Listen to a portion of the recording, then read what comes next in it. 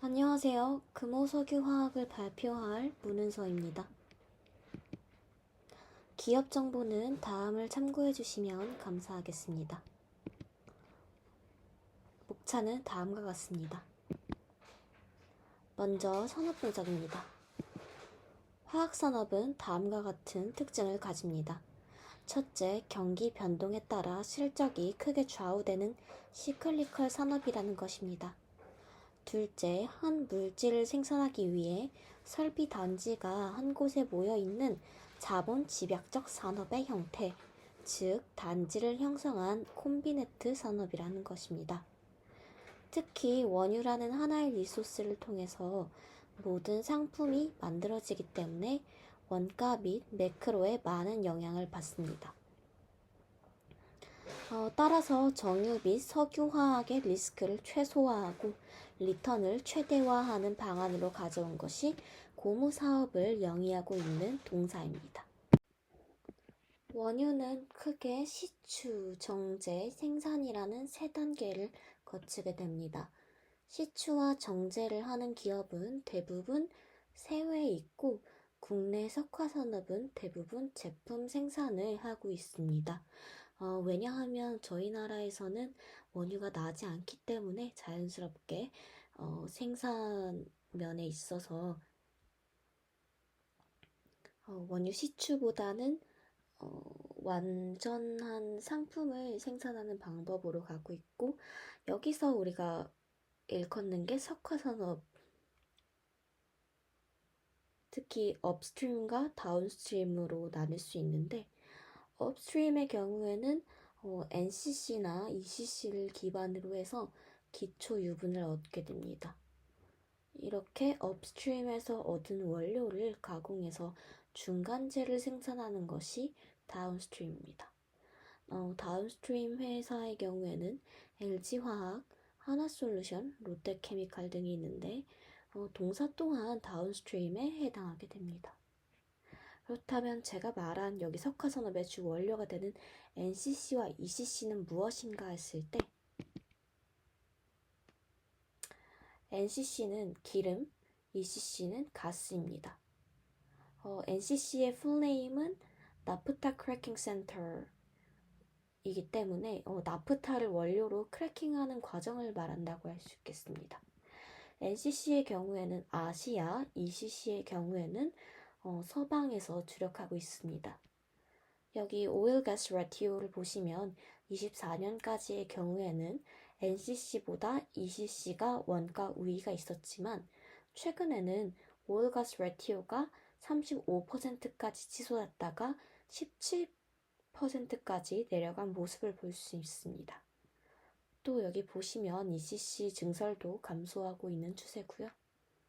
우리가 이 비율을 볼 때 10배에서 15배일 때 오일과 가스 원료 가격이 비슷해서 둘이 경쟁할 만하다고 판단하는데 최근은 NCC가 원가 경쟁력을 회복하는 추세에 있습니다. NCC의 공정 과정을, 그러니까 나프타 크래킹 과정을 살펴보겠습니다. 먼저 원유에서 나온 나프타를 공급받아서 기초 유분을 생산하고 그것을 기반으로 중간 원료를 만든 뒤 합성 수지와 합성 고무를 만듭니다. 여기서 고무 산업을 영위하고 있는 것이 동사입니다. 고무의 종류 한번 보겠습니다. 고무는 크게 천연고무와 합성고무로 나뉘어지게 되는데요. 합성고무가 내열성이나 내유성에서 더 우위가 있습니다. 특히나 수급면에 있어서는 기후변화 및 자연재해에서 자유롭다는 것이 장점입니다. 특히 여기 태국 인리 천연고무 경작지 연평균 성장률을 보시면 2021년을 기점으로 하락하는 것을 볼 수 있습니다. 리스크라면 원유 리스크가 있는데요. 원유의 경우에는 최근 공급이 증가하고 있어서 점차 해소되는 모습을 볼 수 있습니다. 합성고무에서는 여러 가지 종류로 또 나누어 볼 수 있는데 동사가 영위하고 있는 라텍스 부분 한번 보겠습니다. 라텍스, 특히나 라텍스 장갑은 CAGR 9%의 성장률을 갖고 있습니다. 장갑 수요를 한번 보시면은 큰 유행병이 돌 때마다 시장의 상방이 크게 튀어나오고 가고 있고 바로 직전의 성장 추세가 수요의 하방을 받쳐준다고 할 수 있겠습니다. 또 장갑의 경우에는 외과 수술의 증가로 코로나 때만큼의 성장성은 아니지만 시장 성장성이 계속될 것이라고 전망합니다. 왜냐하면 유럽에서는 YOY 7% 성형 시장이 YOY 7%를 기록하고 있고 고령화로 인해서 외과 수술이 증가하고 있기 때문에 성장성에 포지티브한 영향을 끼칠 수 있을 것이라고 생각합니다. 기업 분석입니다. 석화산업의 대표 제품인 수지와 유분과 달리 동사의 매출 비중 60%가량은 합성고무입니다. 동사는 합성고무 중심의 포트폴리오 구축을 위해서 마진성이 덜한 합성수지를 점점 더 줄여나가고 있습니다. 실제로 중국에게 물량 공세를 받았던 것 또한 합성수지나 합성유분과 같은 기초유분이었습니다.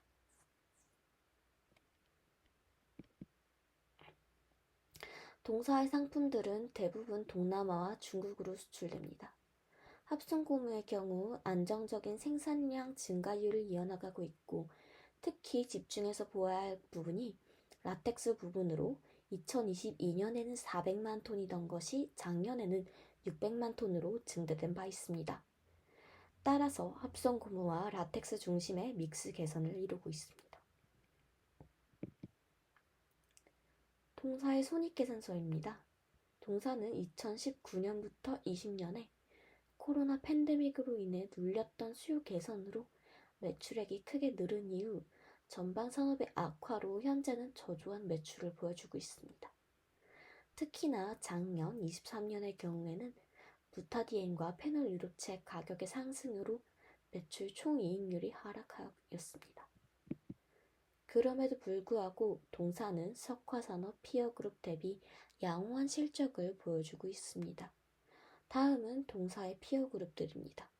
대표적으로 롯데케미칼, LG화학, 하나솔루션, 대한유화 주식회사 등이 있겠습니다. 동사의 경우는 5.8로 자기자본 이익률이 마이너스를 기록하는 타사에 비해서 높습니다. 또한 PBR 또한 비슷한 수준이라 저평가됨을 알 수 있고요. 타 기업과의 차별화되는 포인트라면 타 기업들은 NCC 장비를 갖고 있는 경우가 많은데 동사의 경우에는 NCC 설비가 없어서 고정비가 비교적 크지 않고 기초 유분을 반드시 팔아야 한다라는 어떤 프레셔도 없는 편입니다. 동사의 19개년 주가입니다. 대개 중국 PMI와 동행하는 것을 볼 수 있는데요. 이는 동사가 후방 연쇄 효과가 큰 산업을 영위하고 있기 때문입니다. 자동차와 냉장고 산업이 발전한다면 중간 투입재 수요 증가가 필연적이기 때문에 상승을 예상합니다. 투자 포인트입니다. 이제껏 한국 석화산업이 좋지 않았던 것은 중국발 물량 공세, 세계 경기 부진이었습니다. 러시아산 원유가 여기 표를 봐주시면은 이란을 경유하여 중국으로 흘러가는 항로를 통해서 전체의 1위를 차지하고 있습니다. 최근 미국발 제재로 인해서 러시아산 원유를 수입하지 못하는 상황으로 이어지고 있는데 이는 곧 티팟 가동률을 떨어지게 합니다.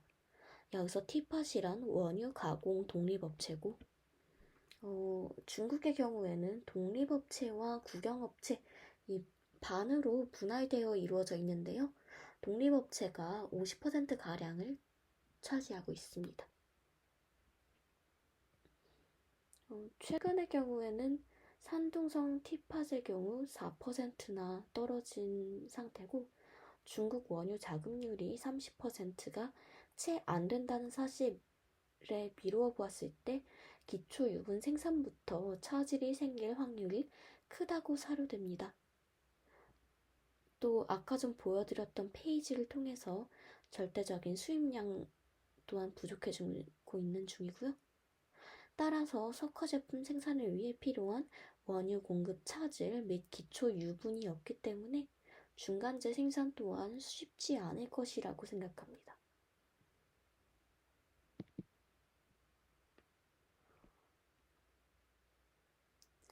또 국가 내부적으로도 공급 과잉 상태를 인식하고 있는 상태라 이를 해결하려고 할 확률이 높고, 이는 곧 한국 NCC 가동률의 상승으로 이어집니다.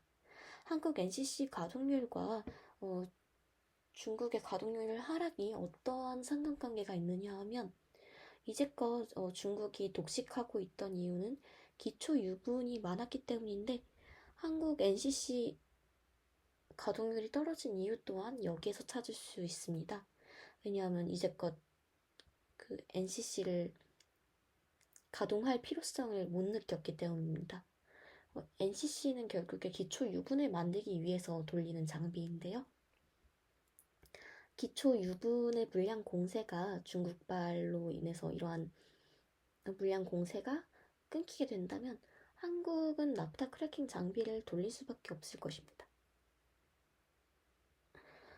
또 아까 전에 중국이 내부적으로도 통제를 하고 있다고 말씀드렸는데, 2025년 1월부터 중국은 연료유 수입 관세를 증가하여 1%에서 3%로 눌린 바 있고요. 정유업체 환급률 또한 100%에서 80% 내지는 50%로 대폭 축소되었습니다.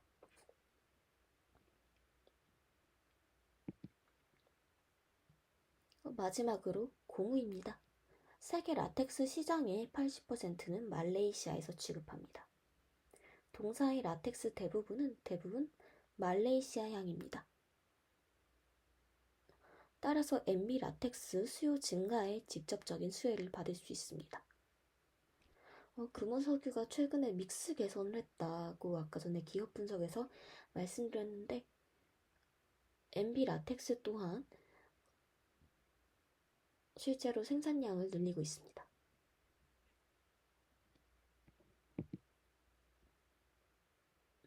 세계 1위 기업인 탑글로브에서는 천연고무 장갑 대신 니틀 장갑을 늘리고 있는 추세로 EUDR과 같은 환경 규제로 대체율은 더 늘어날 것입니다. 여기서 EUDR이란 게 뭐냐면 산림 벌채에 관한 규제로 산림을 농지로 전용하거나 벌채나 황폐화한 지역에서 생산된 제품의 유럽 역내 유통을 금지하는 조항입니다.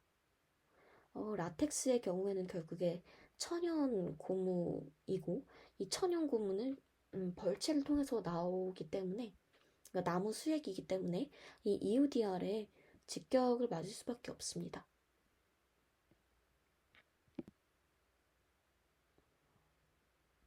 또한 세계가 주목하고 있는 관세입니다.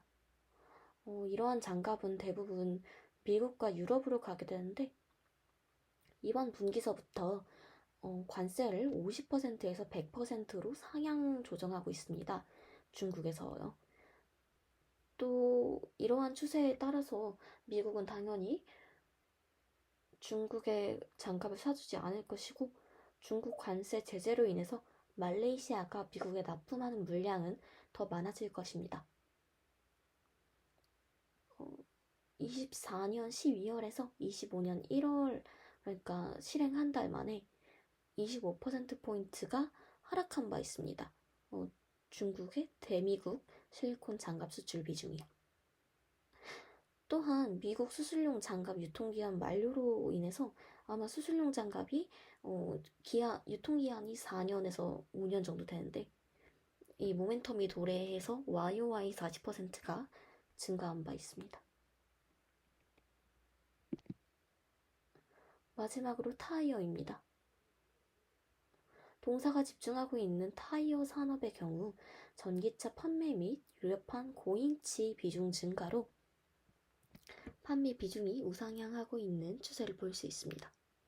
또 자동차 판매량 또한 우상향 중이고요. 천연고무 대체의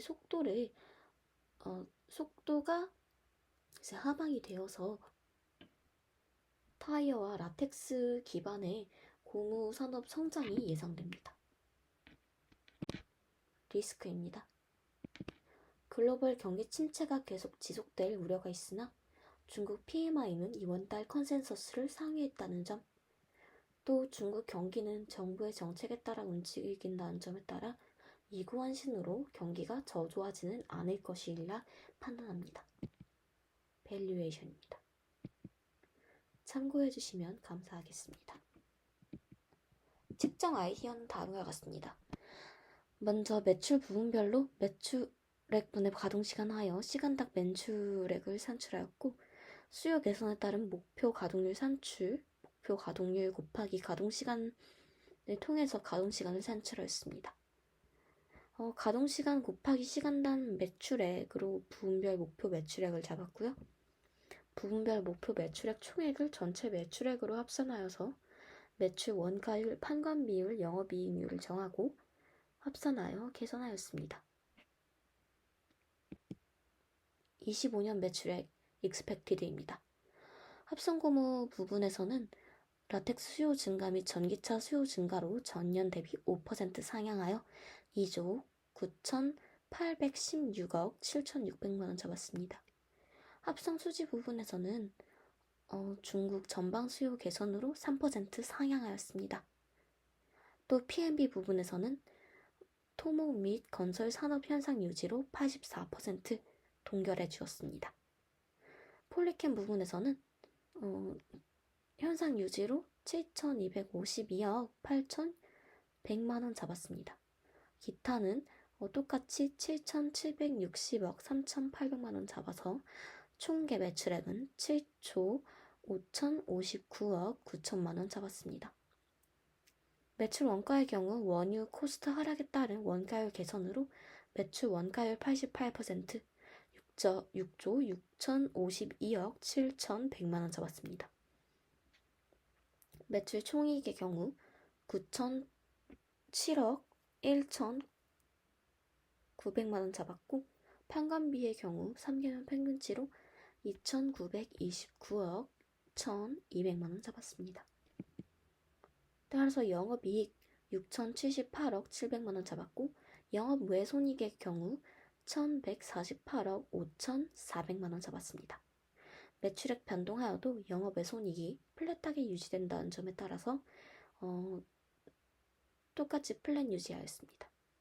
법인세의 경우에는 보조금으로 인한 비율 적용이 부적합하다고 판단하여서, 그러니까 법인세 과세 표준에 맞지 않아서 3개년 평균치 16.5%로 하여 1,192억 3,900만원 잡았고, 당기 순이익의 경우 6,034억 2,200만원 잡았습니다. 26년 익스펙티드의 경우에는 라텍스 수요 증가 및 전기차 수요 증가 전년에 대비하여 똑같이 유지된다고 생각하여 5% 상향 똑같이 주었습니다. 따라서 3조 1,804억 5,400만원 잡았고, 합성 수지 부분의 경우 1조 4,209억 9,700만원 잡았습니다. P&B 부분에서는 건설 산업 현상 유지로 84% 동결하여 1조 6,665억 9천만원 잡았습니다. 폴리캠의 경우 특수고무 생산 증가로 75% 가중치 주어 7,770억 8,600만원 주었습니다. 기타는 똑같이 유지 처리하였고, 총계는 7조 8,211억 6,500만원 잡았습니다. 매출 원가의 경우에는 원유 코스트 하락에 따른 원가율 개선으로 매출 원가율 85%, 6조 6,479억 9천만원 잡았습니다. 매출 총이익의 경우 1조 1,731억 7,500만원 잡았고, 판관비의 경우 2,929억 1,200만원 잡았습니다. 영업이익 또한 똑같이 잡았고, 영업의 손익의 경우 4,604억 4,400만원, 법인세의 경우 보조금으로 인한 비율 적용 부적합으로 3개월 평균치 주어 2,342억 5,100만 원 잡아 단기 순이익 8,309억 2,200만 원 잡았습니다. 따라서 타겟 PBR 0.7배로 하여 BPS 곱하기 타겟 PBR 한 결과 16만 4천 원 나왔고 상승 여력 42%로 잡아 투자 의견 바이 제시하는 바입니다. 2026년 타겟 프라이스 또한 똑같이 0.7배 주어서 17만 6,700원 주어 상승 여력 53% 투자 의견 바이 제시하는 바입니다. Q&A입니다. 부록입니다.